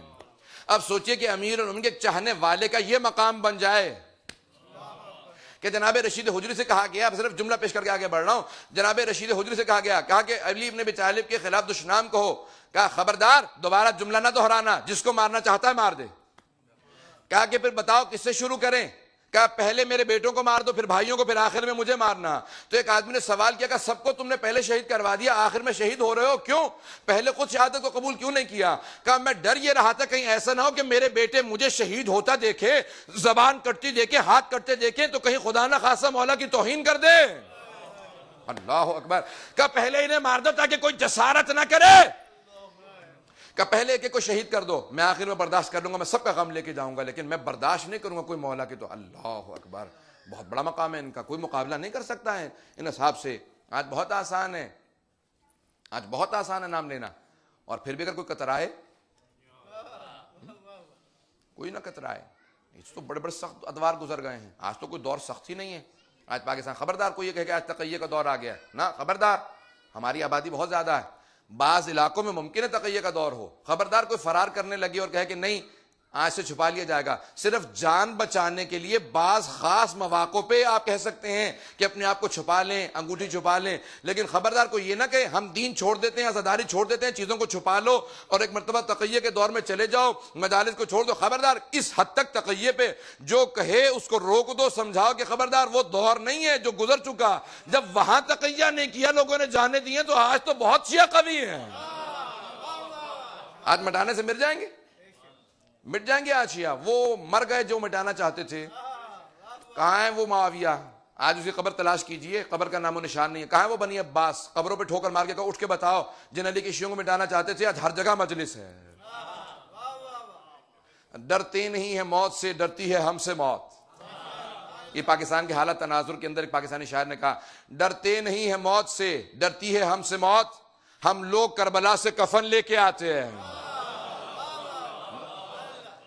تو کربلا سے کفن لے کے, ہمیں کوئی موت سے بھاگ نہیں ہے کہ ہم کو ڈر جائیں گے. بڑے بڑے ادوار گزر گئے, ہم نہیں ڈرے ہیں. خبردار آج کوئی سوچے ہاں جان کا بچانا واجب ہے, نہیں کہتا ہوں کہ چیزوں کو چھپائیں مت, نہیں. لیکن کوئی یہ نہ کہے کہ ہم قومی لحاظ سے تقیہ میں چلے جائیں, اجتماعی لحاظ سے تقیہ میں چلے جائیں. اجتماعی تقیہ کا دور نہیں ہے. جب افغانستان میں تقیہ نہیں کیا, عزاداری ہوتی رہی طالبان کے دور میں. جب وہ نہیں روک سکے تو کائنات میں کہیں اور رک سکتی ہے. کسی مقام پہ عزاداری نہیں رک سکتی ہے, کسی مقام پہ اہل بیت علیہ السلام پہ کوئی کمپرومائز نہیں ہے. حضرات اب جملے کو سنیے گا. جناب میثم تمار مولا نے کہا اس درخت کے اوپر تمہیں سولی چڑھایا جائے گا. کہا میثم جب تمہیں حجاج کہے گا نا کہ میری شان میں گستاخی کرو, تو میثم جو وہ کہے گا کہہ دینا. کہا مولا کتنی مرتبہ میرے ساتھ ایسا ہوگا؟ ہاتھوں میں کیلیں ٹھوکی جائیں گی, پاؤں میں, پورے جسم کے اوپر. کہا میثم ایک مرتبہ. آپ جائیں نا جناب کوفہ میں جائیں, جناب میثم تمار کا روضہ ملے گا آپ کو. کہا کتنی مرتبہ ہوگا؟ کہا میثم تمار ایک بار. کہا مولا اگر آپ نے تو کہا کہ میرا لاشا لوگ لے لیں گے, جا کے غسل کفن دے کے دفنا دیں گے. کہا مولا اگر 70,000 مرتبہ یہی عمل میرے ساتھوں زندہ کر کے آگ لگا کے دفنا دیا جائے, پھر بھی مولا آپ کی شان میں گستاخی نہیں کروں گا. یہ جناب میثم تمار, مولا آپ کی شان میں گستاخی نہیں کروں گا. یہ جذبہ, یہ ایمان ایسے نہیں. اور اکثر دیکھا کہ کون تھے, یہ بھی نہیں تھا کہ کوئی بہت ہی سفسٹیکیٹڈ, بہت پڑھے لکھے, نہیں, بہت ہی سمپل سادہ آدمی تھے. یہ بھی نہیں تھا کہ گودام ہو, دکان ہو, نہیں, ٹھیلے پہ کھجور بیچا کرتے, خربوزہ اور کھجور. تمار تمر فروش, کھجور, وہ بھی زمین پہ ایک ٹھیلا رکھ کے بیچتے تھے. بہت ہی غربت. اور اکثر کوفے میں دیکھا گیا امیر المومنین کو سوال کرتے ہوئے, کہا تم نے میثم تمار کو دیکھا ہے؟ میثم تمار کو دیکھا ہے؟ کہا مولا جب سب جانتے ہیں کہ کہاں ہیں تو آپ بھی جانتے ہیں, وہی کوفے, مسجد کوفہ کے باہر بیٹھا کھجور بیچ رہا ہوگا. مولا نے کہا نہیں, میں محبت کا اظہار کر رہا ہوں, پوچھ پوچھ کے بتا رہا ہوں کہ دیکھو کتنی محبت ہے. اسی لیے جب کسی نے کہا تھا نا کہ یا علی کیسے پتا چلے آپ سے کون کتنی محبت کرتا ہے, کہا بہت آسان ہے. کہ نہیں مولا دوسرے کے دل کی کیفیت کو کون پڑھ سکتا ہے؟ کہ دوسرے کے دل کی کیفیت کو پڑھنے کی ضرورت ہی نہیں ہے, اپنے دل کی کیفیت دیکھ لو. کہ جتنی محبت تم مجھ سے کرتے ہو میں کم از کم اتنی کرتا ہوں, اگر زیادہ نہ کرتا ہوں کم از کم اتنی محبت کرتا ہوں. اب جناب میثم تمار, وہی درخت سب کے ذہنوں میں واقعہ ہے. پانی دے رہے ہیں, یہاں تک کہ لوگ کہنے لگے بھی تمہارا درخت نہیں ہے, یہ دوسرے کے گھر کا درخت ہے, تم وہاں جا کے پانی دیتے رہتے ہو باہر کھڑے ہو کے. کہ نہیں مجھے اس پہ سولی چڑھایا جائے گا. اتنا مشتاق ہو, شوق شہادت. جناب قاسم بن حسن میں دیکھا نا آپ نے کہ شب عاشور کہہ رہے ہیں کہ امو جان میں شہداء کی فہرست میں ہوں کہ نہیں. شوق. یہ جناب میثم تمار, شوق شہادت. خود جا کے پانی دے رہے ہیں, یہاں تک کہ درخت خشک ہو گیا. پھر بھی اب اس کے سامنے بیٹھ کے وہاں پہ اکثر تسبیح کیا کرتے, قرآن پڑھ لیتے, صلوات پڑھتے رہتے. کہ میثم درخت خشک ہو گیا. کہ خبردار جملہ مت کہنا, درخت خشک ہو گیا, اسی پہ سولی چڑھایا جاؤں گا. جب میرے مولا نے کہہ دیا, جو علی بن ابی طالب نے کہہ دیا, وہ پتھر پہ لکیر ہے, اسی پہ. حضرات یہ ہے جناب میثم تمار کا مقام. جملے سنیے گا. جناب میثم تمار کا میں جو واقعہ سنانا چاہ رہا تھا, جملے پیش کر کے میں اس کے بعد بات کو تمام کر دوں گا. صلوات پڑھیں گے, تھوڑا تھوڑا کر آگے ہو جائیں گے. صلوات پڑھیں گے.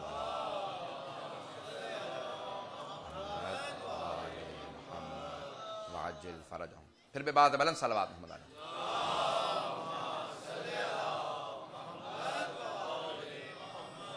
وعجل فرجہم. سب کی توجہ ہے میرے ساتھ.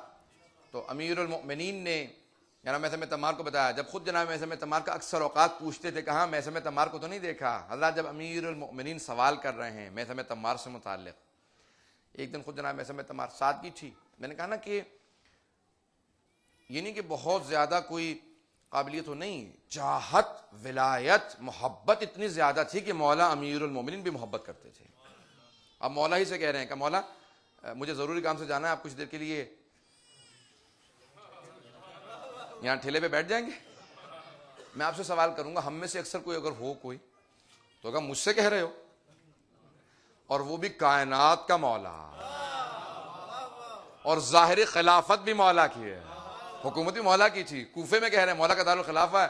مولا کے اپنے کیپٹل میں اپنی حکومت کے دوران امامت, ولایت, سب کچھ جناب میثم تمار مولا سے ڈائریکٹ کہہ رہے ہیں. اتنے سادہ تھے, یعنی سادگی تھی. مولا کوئی اور جناب مالک اشتر نے کبھی نہیں کہا. جناب میثم تمار بہت سادگی. کہ مولا کچھ دیر کے لیے یہاں پہ بیٹھیں گے, مجھے ضروری کام سے جانا ہے. کہ میثم دیکھیں, ادب سکھانا مولا کام ہے, الفاظ ہے مولا کے. تب تک ایمان کے اگلے درجے میں داخل نہیں ہو سکتے جب تک کہ پچھلے والے کو اپنے درجے میں نہ لے آؤ. فوراً ان کی تصویب کی. کہ میثم جلدی جانا, جلدی آنا. ساتھ ساتھ تعدیب بھی کرتے جا رہے ہیں, ادب بھی. کہا کہ اچھا مولا جلدی سے آتا ہوں. گئے, پیچھے ایک منافق آ گیا. اس نے کہا علی نے تو کبھی کھجور بیٹے ٹھیلا تو لگایا نہیں, تو ان کو ٹھیلا لگانا تو نہیں آتا ہوگا. اس کے بعد کھوٹا سکہ تھا, کھوٹا وہ خود ہی تھا. آنے کا جملہ کہا کہ یا علی ایک درہم میں چھپا کے, ایک درہم میں کتنے کھجور آتے ہیں؟ مولا نے کہا اب تک تو کتنے لیتا رہا؟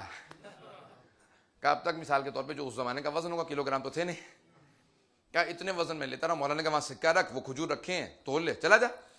بہت خوش کہ سکہ چلا لیا میں نے, کھوٹا سکہ چلا لیا. اسے نہیں پتا میں علی سے معاملہ کر رہا ہوں. سکہ اس نے چھپا کے رکھا نیچے تاکہ امیر المؤمنین کی نگاہ نہ پڑے. وہ یہ نہیں سمجھ رہا ہم ایسے کوئی امام ہی نہیں مانتے جو چھپی ہوئی چیزوں کو نہ دیکھ لے, جو چھپے ہوئے ہاتھ کے پیچھے. ہم ایسے کو امام مانتے ہیں جو پہاڑ کے پیچھے فوج کو دیکھ کے بتا دے جو لشکر آ رہا ہے ان میں سے کتنے میرے ہاتھوں مارے جائیں گے, کتنے فرار کریں گے. ہم ایسے امام کے ماننے والے ہیں. اور اس نے کہا اپنے اندر ہی اندر خوش ہو رہا ہے, کبھی میں نے سکہ چلا لی, سکہ رکھا, جلدی جلدی جتنے بنتے تھے زیادہ کھجوریں لی اور چل پڑا. اچھا اب جہاں پہ کئی ایسے لوگ نا جن کی کہیں نہیں چلتی, وہ گھر جا کے بڑی شیخیاں بھاگے. اچھا بیوی اس کی بہت ہی مومنہ تھی, پورے راستے سوچتا جا رہا جا کے اس کو تنگ کروں گا کہ دیکھ اور مان علی ابن ابی طالب کو. گھر پہنچا, کہا کہ اور مان علی کو. وہ بھی بہت ہی مومنہ تھی. کہا کیوں, کیا ہوا؟ کہا ایک کھوٹا سکہ تھا جو کہیں نہیں چل سکتا تھا, علی کو کھوٹا سکہ دے کے کھجور لے آیا ہوں. جیسے اس نے سنا, اس نے کہا کھا کے دیکھ. اس کا ایمان بھی بہت زیادہ تھا. کہا کھا کے دیکھ. اس نے کہا کیوں؟ کہا کھا تو صحیح. اس نے کھجور نکالا, فوراً قے کرنے لگا.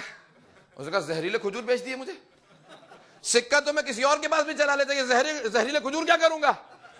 فوراً دوڑا, فوراً کا لیے واپس, جا کے واپس لے کے آؤں. وہاں جناب میثم تمار پہنچے. کہا مولا میرے پیچھے کو سودا بھی کیا؟ مولا نے کہا ہاں. میثم سکہ وہیں رکھا. کہا مولا ایک ہی سودا کیا, وہ بھی کھوٹے سکے سے. کہا میثم ابھی تیرے ایمان میں اضافہ ہو جائے گا, انتظار تو کر, بات واضح ہو جائے گی. وہ آدمی دوڑتا واپس پہنچا. کہا یا علی یہ آپ نے زہریلے کھجور دے دیے. مولا نے کہا تیرا سکہ صحیح تھا, جیسا تیرا سکہ تھا ویسے تیرے کھجور. تو اس نے فوراً وہ تھیلا کھولا اور جانے لگا. جناب میثم تمار نے کہا کیا رک جا, یہ زہریلے کھجور اللہ رکھ. کہا میثم پھر بھی یقین نہیں آیا, یہ جب تک اس کے پاس ہے تب تک زہریلے ہیں.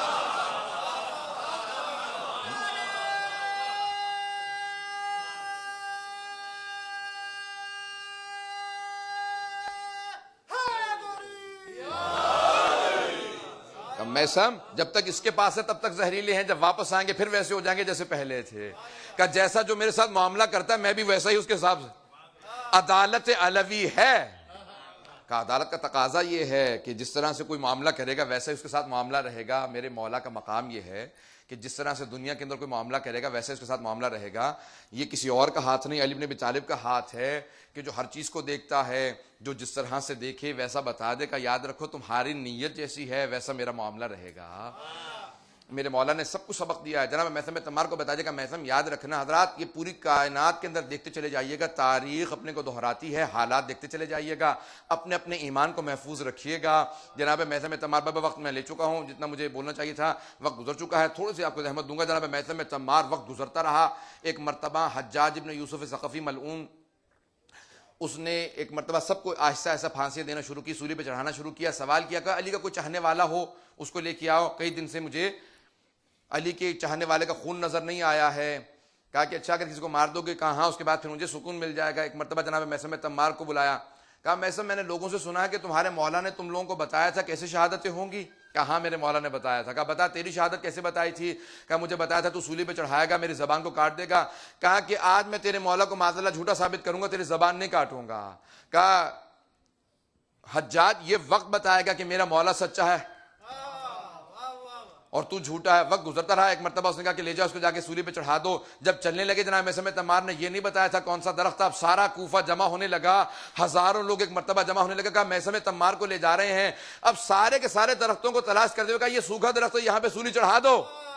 وہ وہی درخت تھا جہاں جناب میثم تمار کو امیر المومنین نے اشارہ کر کے بتایا تھا. جیسے ایک مرتبہ ہاتھوں میں کیلیں جا رہی تھی, لیکن جناب میثم تمار کہہ رہے تھے جو سکون اس میں ہے, کیا کیونکہ علی کی ولایت پہ دنیا سے جا رہا ہوں, جو لطف یہاں مل رہا ہے.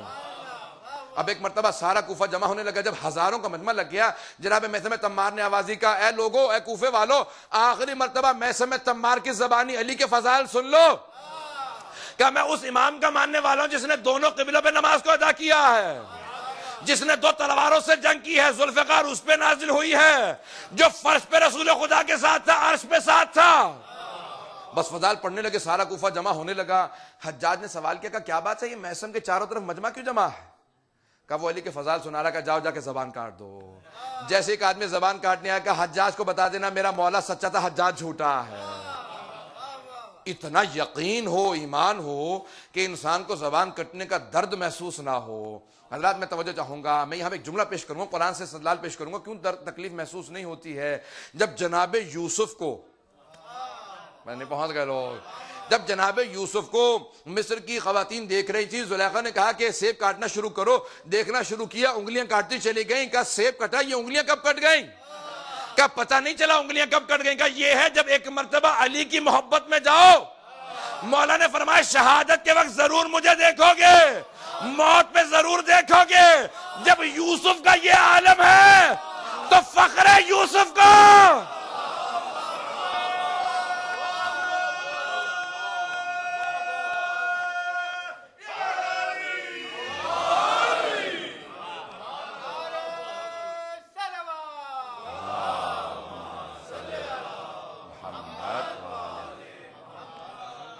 جب فخر یوسف کو دیکھو گے تو انسان کو محسوس نہیں ہوگا. اس لیے روایات کے اندر آیا ہے کہ اگر واقعاً کوئی علی بن ابی طالب کا چاہنے والا ہو تو ایک مرتبہ اسے محسوس یہ ہوگا کہ کیفیت بدل گئی ہے. یہاں تک کہ بہت سے افراد جنہوں نے سوال کیا, مومنین, علماء, صالحین, کہا کہ کیا عالم تھا. کہا کہ بڑی عجیب و غریب کیفیت تھی, پورے جسم میں درد تھا, لیکن اچانک محسوس ہوا کمرہ معطر ہو گیا ہے. کہا جب ایک مرتبہ پورا کمرہ معطر ہوا, کسی کو دیکھنے لگے, کہا کہ یا علی, جب گفتگو کر رہے تھے بعد میں پتا چلا کہ روح بات کر رہی ہے, جسم تو پڑا ہوا.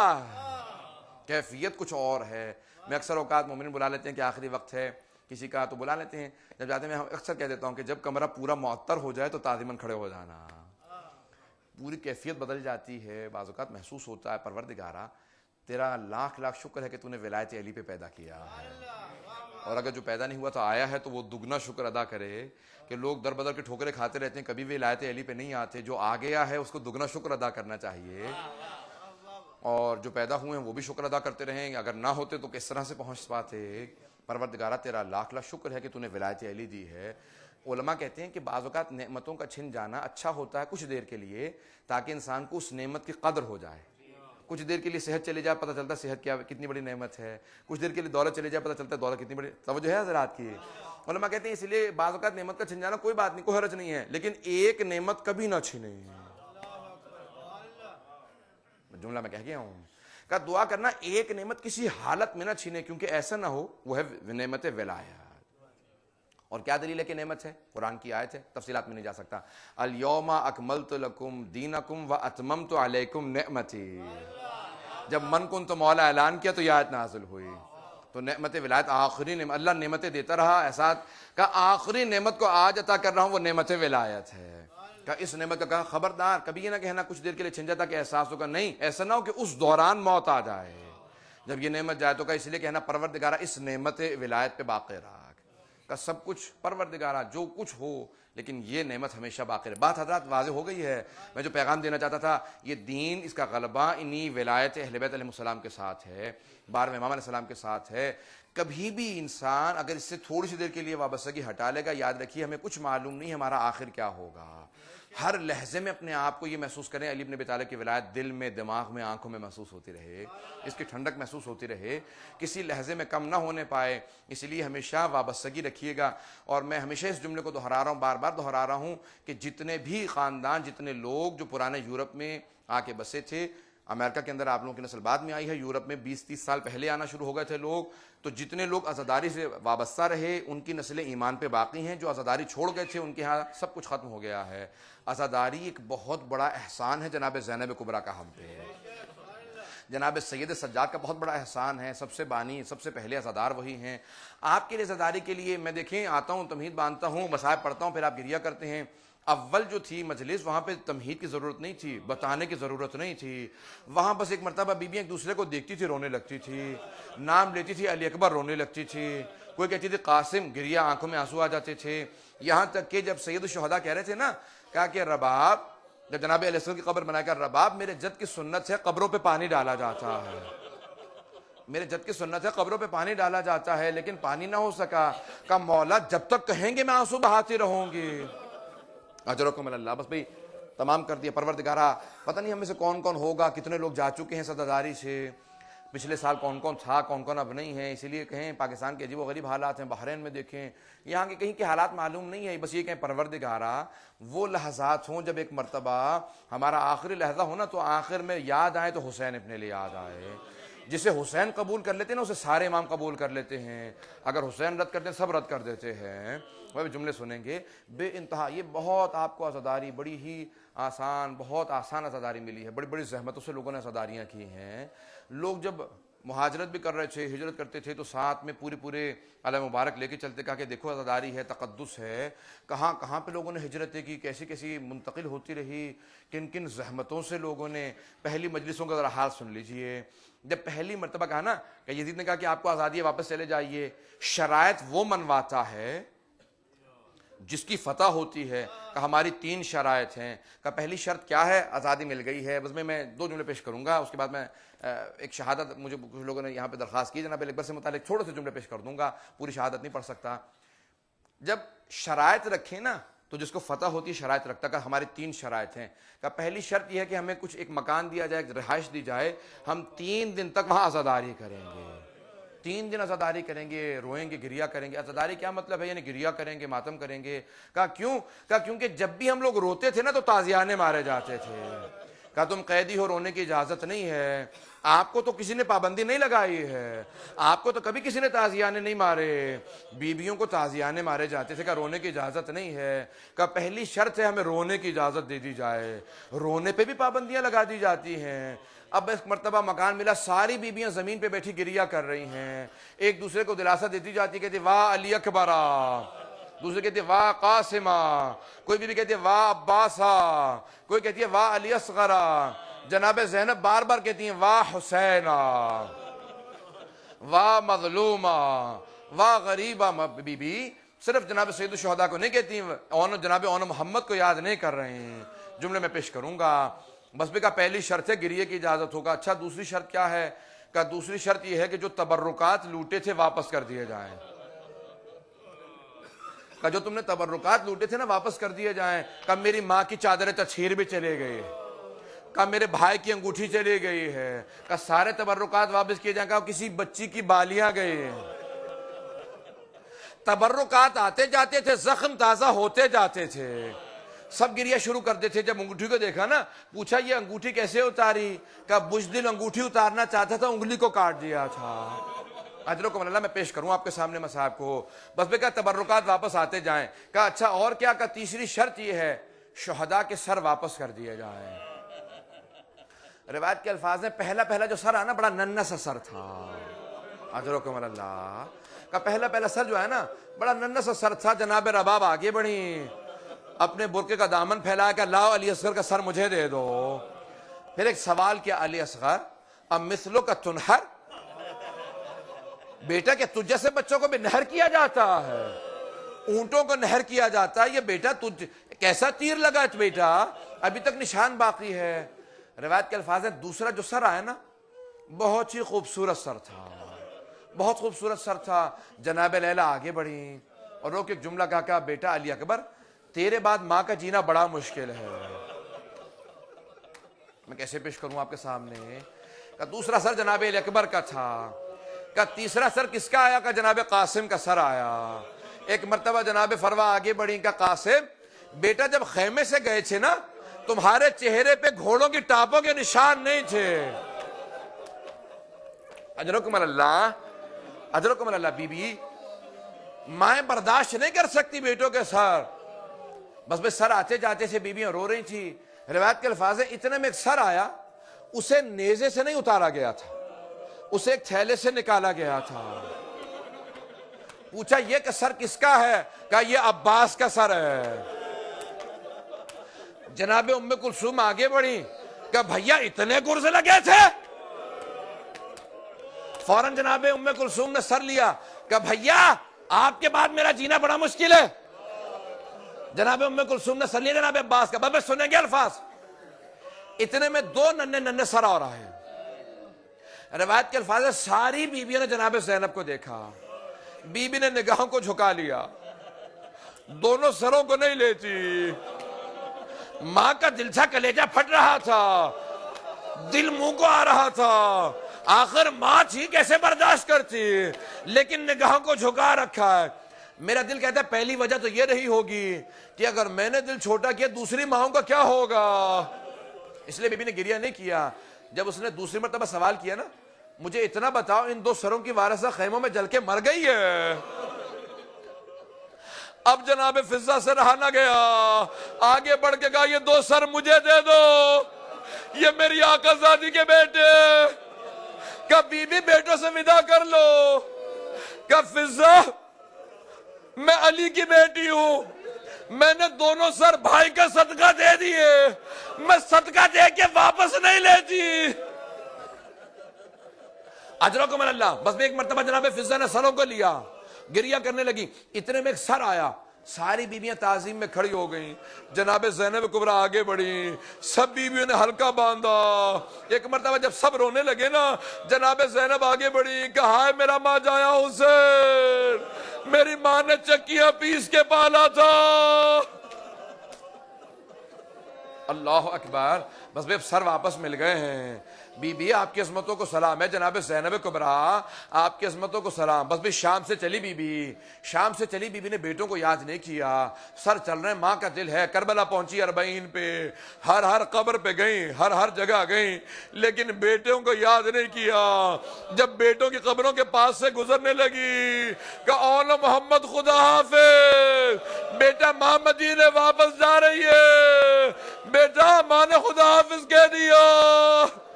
لیکن روایت کے الفاظ ہیں بی بی قبروں پہ نہیں بیٹھی. بس میں ایک مرتبہ دوبارہ واپس چلی. کہاں پہ چلی؟ مدینہ کے راستے میں. جب ایک مرتبہ مدینہ پہنچی نا, سب سے پہلے نانا کے روضے پہ گئیں, دونوں ہاتھ دروازے پہ رکھے. کہا یا جدہ انی نائیت الیک بولدک الحسین, نانا آپ کے نواسے حسین کی سنانی لے کے آئی ہوں. لیکن بیٹوں کا تذکرہ نہیں کیا. نہیں کہا نانا میرے بیٹے بھی مارے گئے. نانا کے روزے سے ماں کی قبر پہ گئیں. ایک مرتبہ کہا اماں میں آپ کے لیے کربلا سے ہدیہ لائی ہوں. روایت کے الفاظ ہے بی بی نے اپنے سامان سے کرتا نکالا کہ اماں یہ آپ کے لال حسین کا کرتا. جیسے قبر پہ بچھایا, قبر پہ زلزلہ آنے لگا, کوئی ماں تڑپنے لگی کہ اماں برداشت نہیں ہوا. اماں آپ نے کرتا دیکھا ہے, اماں میں 70 قدم کے فاصلے پہ کھڑی تھی, اماں شمر سینے پہ سوار تھا, اماں حسین کے جب گلے پہ خنجر چلا. اجرکم اللہ. بڑا گریہ کیا بی بی نے, سارے مصائب بتائے جناب سیدہ کو. میں ایک جملہ کہوں گا. مورخین کہتے ہیں کہ ایک بی بی، ایک خاتون سب سے اپنے مصائب چھپا لیتی ہے. اپنے باپ سے بات چھپا لے گی، اپنے مصائب نہیں بتائے گی، بھائیوں سے مصائب چھپا لے گی، بیٹوں سے مصائب چھپا لے گی، شوہر سے مصائب چھپا لے گی، لیکن جب ایک خاتون ماں کے سامنے آتی ہے اپنے مصائب نہیں چھپا پاتی. جناب زینب نے سارے مصائب بتا دیے کہ اماں میری چادر چھینی گئی تھی، اماں رسیاں باندھی گئی تھی، اماں سکینہ کو تماچے لگے تھے. لیکن بی بی آپ کی عظمتوں کو سلام، جناب زینب نے بیٹوں کا کوئی تذکرہ نہیں کیا. سب سے پہلے کہاں گئی؟ سید الشہداء کے گھر گئی، بھائی کے گھر گئی، بیٹوں کا کوئی تذکرہ نہیں. کسی بچی سے ملی، کہا بیٹی تیرے بابا کا پرسا. ادرکم اللہ، ادرکم، میں نے تمام کر دیا، بس بھی آخری جملے سن لیجئے. ایک ایسا وقت آیا کہ جناب عبداللہ ابن جعفر طیار نے بلا بھیجا، کہا سید سجاد اپنی پھپھی سے کہو گھر واپس آ جائے. نہ جانے کیا بیت گئی بی بی پہ. اب چلیے ایک مرتبہ، بس بھائی ماں کا دل تھا، کربلا میں بیٹوں کو یاد نہیں کیا تھا، کوفے میں بیٹوں کو یاد نہیں کیا، شام میں بیٹوں کو یاد نہیں کیا، نانا کے روضے پہ بیٹوں کو یاد نہیں کیا، ماں کی قبر پہ بیٹوں کو یاد نہیں کیا. جیسے ہی گھر پہنچی صحن میں پیچھے 2 مصلے دیکھے، جا نمازیں اٹھا کے سینے سے لگائی، کہا اولو محمد مجھے بتاؤ میں کس کے سہارے جیوں، میرا اس گھر میں دل نہیں لگتا. بس میں بی بی تڑپنے لگی ایک مرتبہ. آخر ماں کا دل تک کہاں تک صبر کرتی ہیں. آخری جملے سن لیجئے. میں ایک سوال کروں گا آپ سے، آپ نے کوئی دیکھا ایسا کوئی مرد ہو جو قریبی رشتہ دار کو 1 یا 2 سال بعد دیکھے اور پہچاننے سے انکار کر دے؟ نہ جانے کیا بیت گئی جناب زینب پہ، جناب عبداللہ پہچان نہیں سکے. جیسے گھر میں وارد ہوئے، ایک مرتبہ آواز دی کہ بی بی آپ کیوں آئی ہیں اس گھر میں؟ میری زوجہ گھر نہیں ہے. بی بی یہاں سے چلی جائیے. آخری جملے میرے جب دیکھیے گا ایک جملہ کہا، جناب زینب نے دونوں ہاتھ سر پہ رکھے کہ عبداللہ تم نے پہچانا نہیں؟ عبداللہ میں زینب ہوں. عبداللہ ہم لٹ گئے، برباد ہو گئے. عبداللہ اور محمد مارے گئے. اب جناب عبداللہ نے نہ جانے کیا دیکھا، زمین پہ گر گئے، سہارا لیا کھڑے ہوئے پھر گر گئے. بس بھی آخری جملہ سن لیجئے. جب دوسری مرتبہ گرے نا تو جناب زینب نے ایک سوال کیا، کہا عبداللہ بیٹوں کی شہادت برداشت نہیں ہو رہی؟ کہا نہیں زینب، وہ دونوں حسین پہ قربان، میں ہوتا میں بھی قربان ہو جاتا. زینب مجھے بیٹوں کی شہادت کا اتنا افسوس نہیں ہے، لیکن زینب میرے ایک سوال کا جواب دو. کہ کیا عبداللہ؟ کہ زینب یہ بتاؤ یہ تمہاری کلائیوں پہ نشان کیسے ہے؟ یہ نشان کیسے؟ کہ عبداللہ ہاتھوں میں رسیاں، شرابی کا دربار، کوفے کا بازار.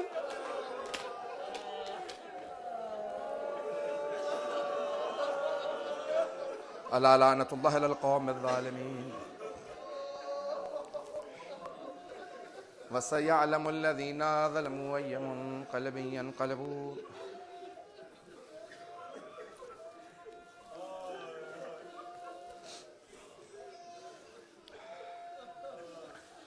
بس بھئی بی بی کا مسائل بہت زیادہ ہے. میں نے تو نہ کوئی شہادت کا جملہ پڑھا ہے، نہ ہی آپ کے سامنے بی بی کا تفصیلی مسائل پیش کیا ہے. ایسے ہی نہیں رسول خدا نے ام المصائب کہا جناب زینب کو. ام المصائب، ہاتھوں کو بلند کریں گے میں واسطہ دوں گا. پروردگارا بی بی کے مسائب نہ پڑھے جاتے ہیں نہ سنے جاتے ہیں، مسائب بہت زیادہ ہیں. پروردگارا تجھے ہاتھوں کی کلائیوں کے نشانوں کا واسطہ. پروردگارا 12ویں امام کی ظہور میں تعجیل فرما. پروردگارا تجھے واسطہ اس ماں کا جو جب گھر میں گئی نا تو بی بی جب بھی صحن کو دیکھتی تھی کہتی تھی عبداللہ میرا گھر میں دل نہیں لگتا.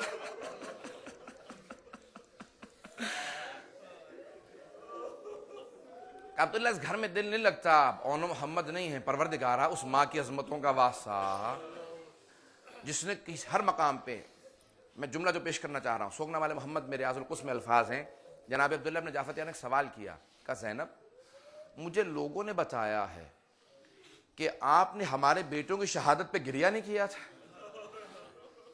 جب امام حسین لاشیں لے کے آپ نے گریہ نہیں کیا؟ کہا عبداللہ آپ نے بالکل صحیح سنا ہے، کہا آپ نے، میں پوچھ سکتا ہوں؟ جناب عبداللہ بے انتہا احترام کرتے تھے کیونکہ مومن کی بیٹی تھی، جناب سیدہ کی بیٹی، کہا بی بی میں پوچھ سکتا ہوں آپ نے گریہ کیوں نہیں کیا تھا؟ کہ عبداللہ مجھے بھائی سے شرم آتی تھی، میرا بھائی یہ نہ سوچے میری پوری نسل بھائی پہ قربان ہو گئی ہے۔ بس میدان کربلا میں دو ایسی ہستیاں جنہوں نے پوری نسل قربان کر دی ہے، ایک جناب مسلم ہے، دوسرا جناب زینب ہے۔ جناب مسلم کے 4 بیٹے تھے، چاروں قربان کر دیے سید الشہداء میں، 2 کوفے میں 2 کربلا میں، اور جناب زینب 2 بیٹے سے دونوں قربان کر دیے۔ پروردگارہ تجھے واسطہ اس ماں کا کہ جس نے دونوں بیٹے جناب سید الشہداء پہ قربان کر دیے، پروردگارہ تجھے واسطہ اس سر کا جو کوفے کے دروازے پہ لٹکا ہوا تھا۔ جب ایک مرتبہ بیویاں داخل ہونے لگی نا کوفے میں، چاروں طرف سے پتھر آنے لگے، ان پتھروں کے درمیان میں ایک مرتبہ آواز آئی السلام علیک یا ابا عبداللہ۔ اب جناب زینب سے رہا نہ گیا، کہا بیٹا سید سجاد، بیٹا اس غربت میں کس نے میرے بھائی کو سلام کیا ہے؟ کہا پھوپھی اماں ذرا کوفے کے دروازے پہ دیکھیے۔ اب جو بیوی نے سر اٹھا کے دیکھا، جناب مسلم کا سر لٹکا ہوا تھا۔ روایت کے الفاظ ہے ساری بیویاں گزر گئی، ایک بیوی رک گئی، نام رقیہ بتایا جاتا ہے۔ کہا مسلم جو آپ پہ بیتی ہے وہ مجھے نظر آ رہا ہے، جو مجھ پہ گزری وہ آپ کو پتا ہے، مسلم بس مجھے اتنا بتا دیجئے میرے 2 یتیم بچے کہا۔ پروردگارہ ان ماؤں کی اجڑی گود کا واسطہ، جتنے مومنین بے اولاد سب کو اولاد عنایت فرما، جو پریشان حال ہیں پریشانیاں دور فرما، جو اولاد کی طرف سے پریشان ہیں ان کی پریشانیاں دور فرما، پروردگارہ جو بیمار ہیں ان سب کو شفا کاملہ جل عنایت فرما، پروردگار ہر آنکھ میں آنسو، پروردگارہ ان آنسوؤں کو جناب سیدہ کرمال میں جگہ عنایت فرما، پروردگارہ زندگی میں امام حسین کی زیارت نصیب فرما، آخرت میں سید الشہداء کی شفاعت نصیب فرما، پروردگارہ تجھے واسطہ اپنے عزت و جلال کا، تجھے واسطہ خون حسین کا 12ویں امام کی زیارت نصیب فرما، ہم سب کا ایمان پہ خاتمہ فرما، پروردگارہ تمام دشمنان اہل بیت کو نیست و نابود فرما، طالبان کو غارت فرما، مؤمنین کی حفاظت فرما، عزاداروں کی حفاظت فرما، پروردگارہ زائرین کی حفاظت فرما، کربلا کی حفاظت فرما، پروردگارہ پاکستان میں، بحرین میں، عراق میں، افغانستان میں جہاں جہاں مومن بسے ہیں سب کے جان مال صاحبوں کی حفاظت فرما۔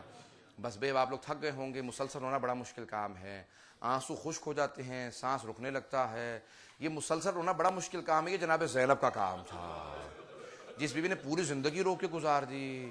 یہ جناب سید سجاد کا کام تھا مسلسل رونا۔ میں اور آپ تو تھک جاتے ہیں نا، آدھا گھنٹہ گریہ کرنے تھک جاتے ہیں، یہ سید سجاد کا مسلسل پوری زندگی روتے رہنا۔ پروردگارہ تجھے واسطہ ان آنسوؤں کو جو سید سجاد کی آنکھوں سے آتے تھے، پروردگارہ اس امام کا واسطہ جو پانی دیکھتے تھے، وضو کا پانی دیکھتے تھے تو کم از کم 3 مرتبہ پانی بدلا جاتا تھا، کہ پانی میں اتنے آنسو چلے جاتے تھے، مولا کہتے تھے قتل ابن رسول اللہ عطشانا، ہائے نواسہ رسول پیاسا مارا گیا۔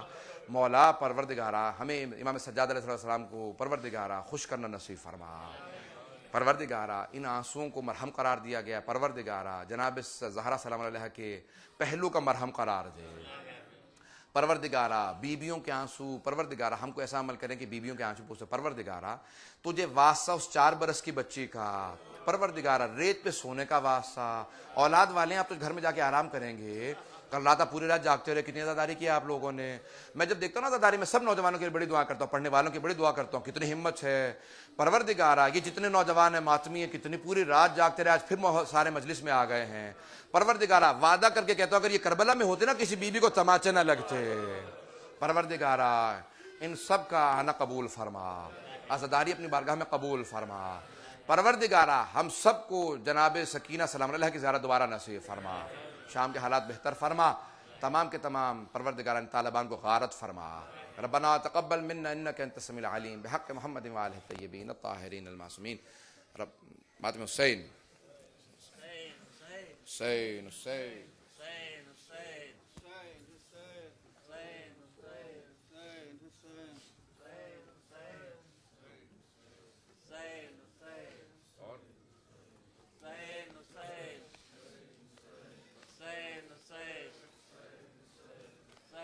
Say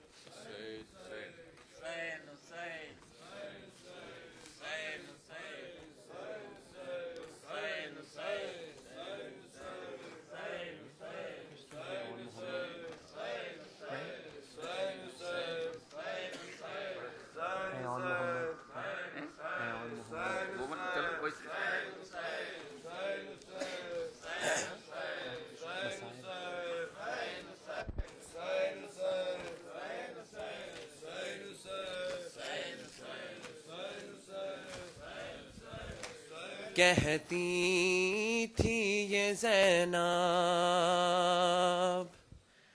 کہتی تھی یہ زینب، یوں ماں کا مان نبھانا، یوں ماں کا مان نبھانا ہے آن و محمد،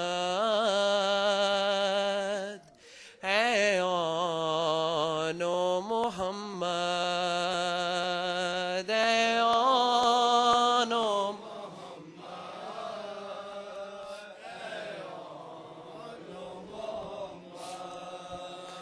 ہے آن و محمد، ہے آن و محمد، ہے آن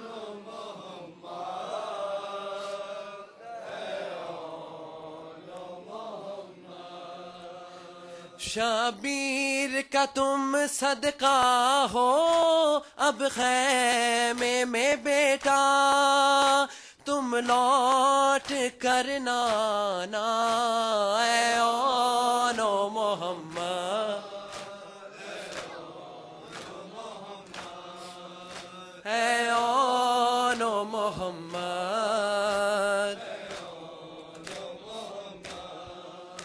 ہے ماں کو یقین تم ماں کی بات رکھو گے، یہ یاد رہے خیموں میں ہے پیاسے بچے، دریا پہ اگر جانا ہو سحروز کے پیاسوں، تم پیاس نہ بجھانا، اے آن و اے آن و محمد، اے آن و محمد،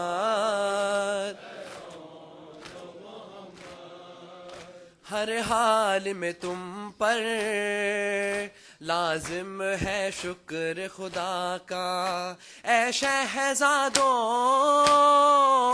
ہے صبر تمہارا ورثہ، فرزند ہو تم زینب کے شکوہ نہیں کرنا، جب زخم کوئی کھانا، اے آن و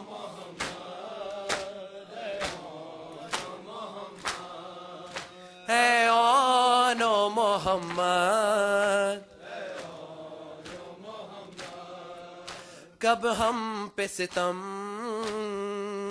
کرنے کے لیے آئے ہیں، یہ بدر و حد کے بدلے کے لیے آئے ہیں، لازم ہے رزز سے پہلے میدان میں تم پر مدح علی سنانا، اے آن و اے آن و محمد، اے آن و محمد، اے آن و محمد،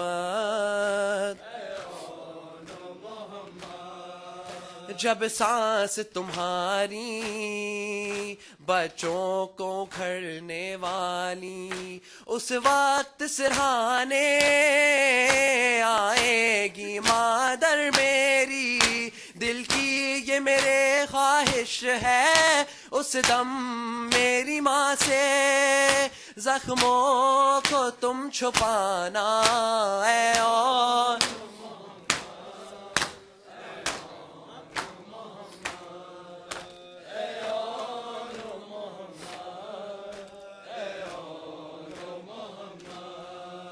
جب لاش اٹھا کر خیمے میں لائے سرور، زینب یہ بولی اشکوں کو اپنے چھپا کر، میں بھی نہ تمہیں روؤں گی اور میرے لیے بھی آنسو نہ تم بہانا، اے آن و محمد، اے آن و محمد،